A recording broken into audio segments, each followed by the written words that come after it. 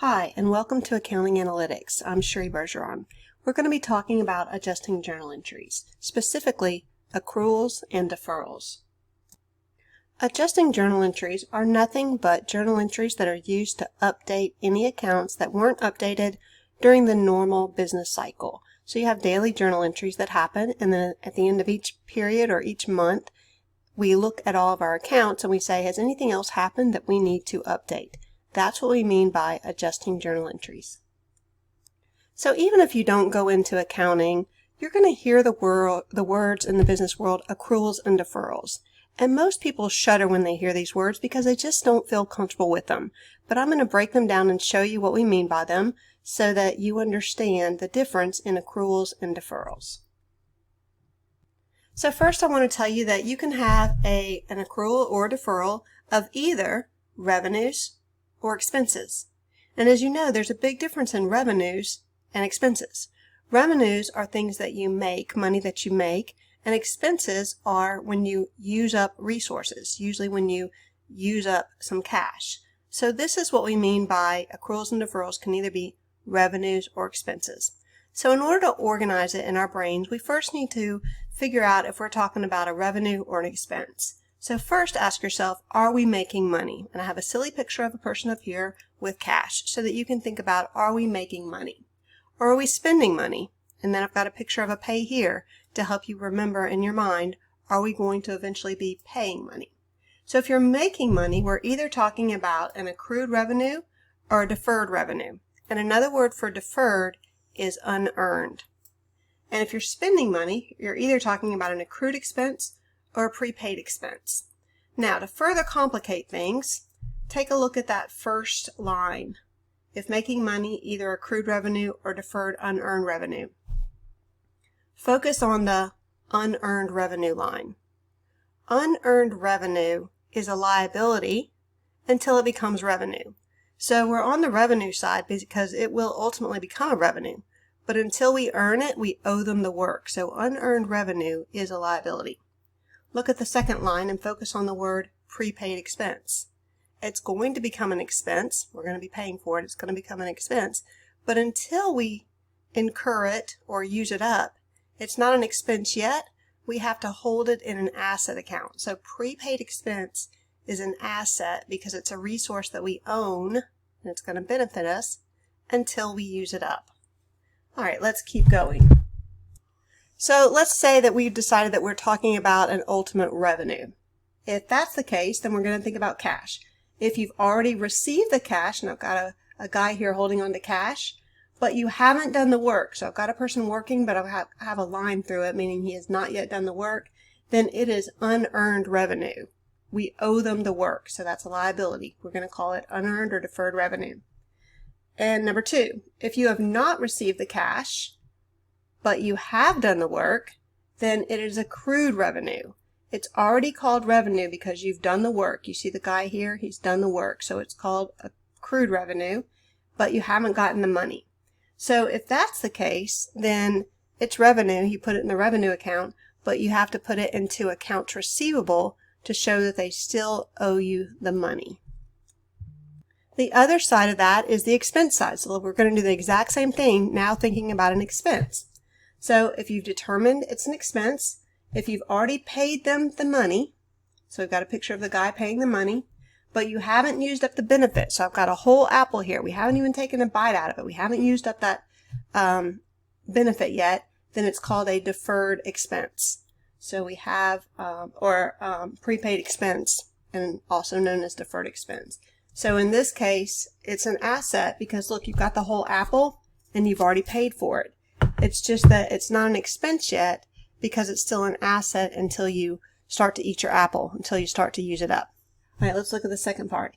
If you have not paid the cash, but you've already eaten your apple, you've already used up the benefit, then it's called an accrued expense. So you go ahead and put an expense, but because you haven't paid the money yet, you do accounts payable, promising to pay for it later.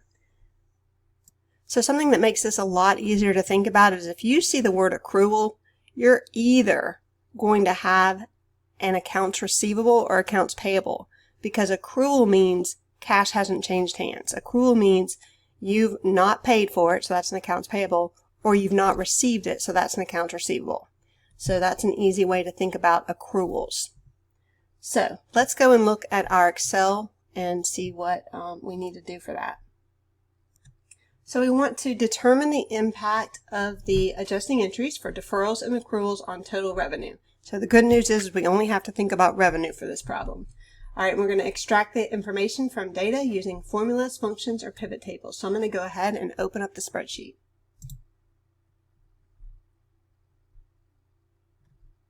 Here I am, and I'm given a list of transactions, the transaction type, job when complete, job amount to date, and it tells me to put in a formula for this remaining job amount.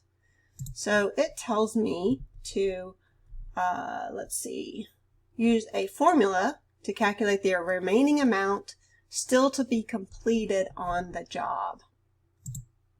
So if I say that the total amount when complete is in D, and the amount that I've completed to date is in E, then the remaining job amount can be seen as the difference. So I'm going to subtract the difference, and I got 920, so I'll go put that in and make sure I'm right before I copy that formula down.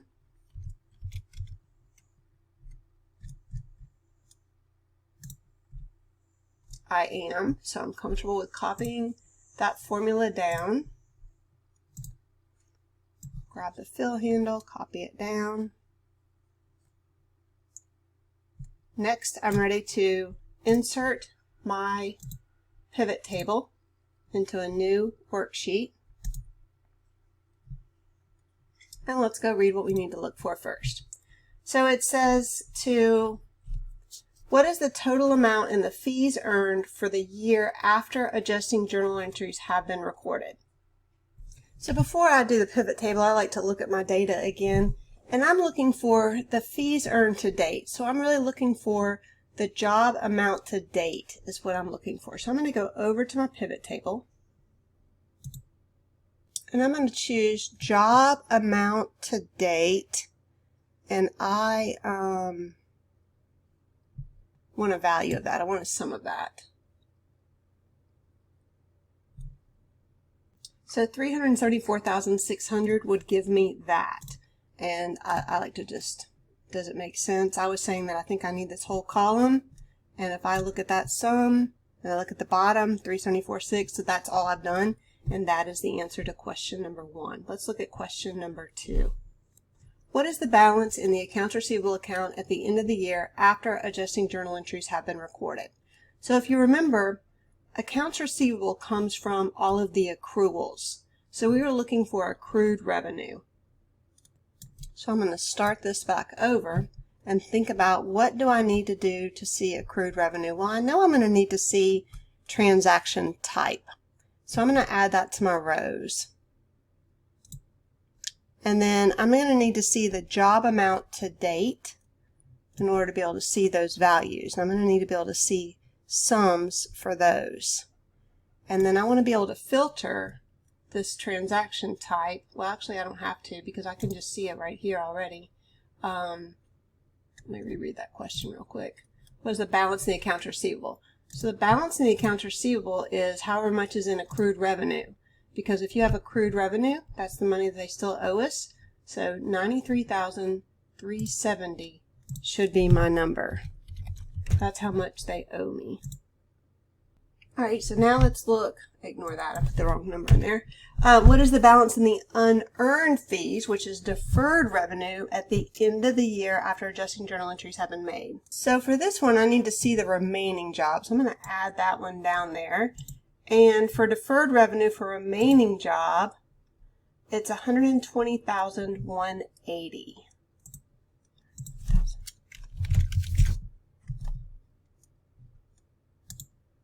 All right.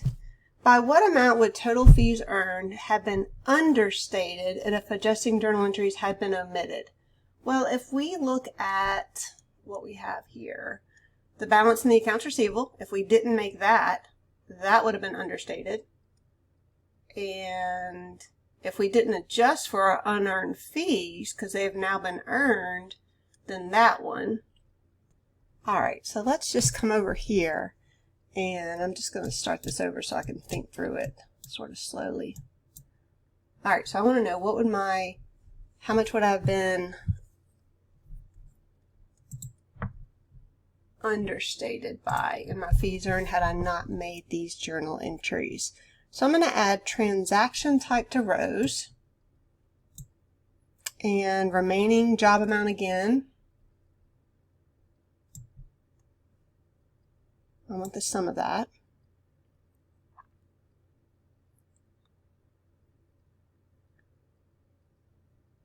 Job amount to date. I want that. Sort of getting right back to where I was, aren't I? I just had to think about it. I only want to see accrued revenue and deferred revenue. And I want a grand total. Accrued revenue and... We'll just do this.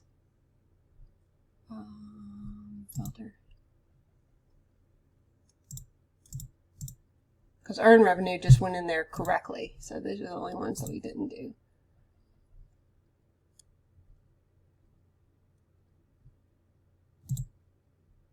So if we had omitted our journal entries, the number here that we wouldn't have had is the $190,390. So that's the accrued revenue and the deferred revenue that would have been left off of the sum of the amount to date. All right, and I already checked my work to make sure that was correct before I told you. Let's look at question 5. I got it wrong just a minute ago because I was just thinking that they were meaning what are the two journal entries when you earn revenue. They mean what are the adjusting journal entries related to earning revenue. So I'm just going to show you all the options and then we're going to pick what we need. So if you provide services and get the cash, it would be cash and fees earned. That's not an adjusting journal entry. If you provided service but haven't gotten the money, then you would debit accounts receivable. That is an adjusting journal entry. Then if you had gotten some money up front but not done the earning yet, that would be unearned revenue. That's not an adjusting journal entry, but to fix it at the end of the period, once we've earned it, that is our adjusting journal entry, where we would say unearned revenue has now been earned, and so then we become fees earned. So this is a regular journal entry